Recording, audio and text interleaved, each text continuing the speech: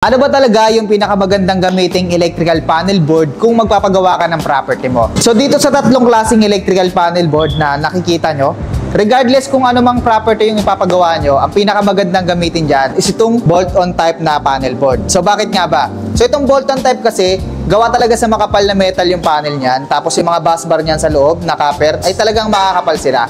Then yung mga breakers nga pala dyan ay ini-screw sila, so hindi sila katulad sa plug-in tsaka sa DIN-rail type na kinakabit lang. So syempre dahil ito nga yung pinakamagandang gamitin, bolt-on type, dito rin kayo may pinakamalaking magagastos kapag nagpa-install kayo ng electrical sa property nyo. Ngayon baka isa kayo sa naguguluhan kung ano ba talaga yung dapat yung gamitin, kagaya niyan ni Brother Tom. So kung industrial and commercial yung property na pinapagawa mo, pinakamagandang gamitin mo is itong bolt-on type na panel board. Then sa mga ganito, yung pinakamagandang gamiting brand na circuit breaker dito is itong G brand na circuit breaker na bolt-on type. Then kung gagamit naman kayo ng mga MCB, Snyder brand yung pinakamaganda dyan. Paano naman kung apartment o bahay yung pinapagawa mo and then studio type lang? So kung studio type lang yung pinapagawa nyo na bahay or apartment, pwede kayong gumamit ng plug-in type. Ito yung mas murang version ng metal panel board. Then pwede rin kayong gumamit ng mga miniature distribution panel. So kahit ano dyan sa dalawa, pwede nyong gamitin. Depende na lang yan sa inyo kung ano ba gusto nyo. Kung gusto nyo ng mas matibay at typical na apartment or studio type na bahay yung pinapagawa nyo, tulad ng mga rough finish, ganito na lang yung gamitin nyo, mga plug-in type na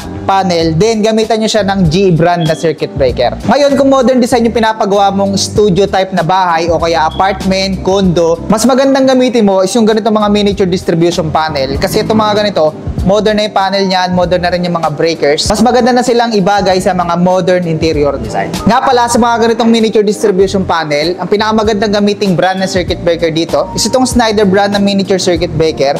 Kung gusto nyo naman na mas mura ng konti pero high quality, dito kayo sa Wixel.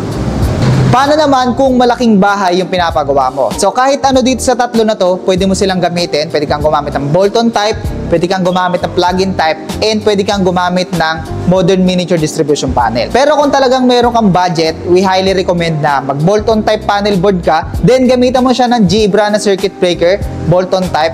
At kung gagamit ka naman ng miniature circuit breaker, Snyder na brand yung gamitin mo.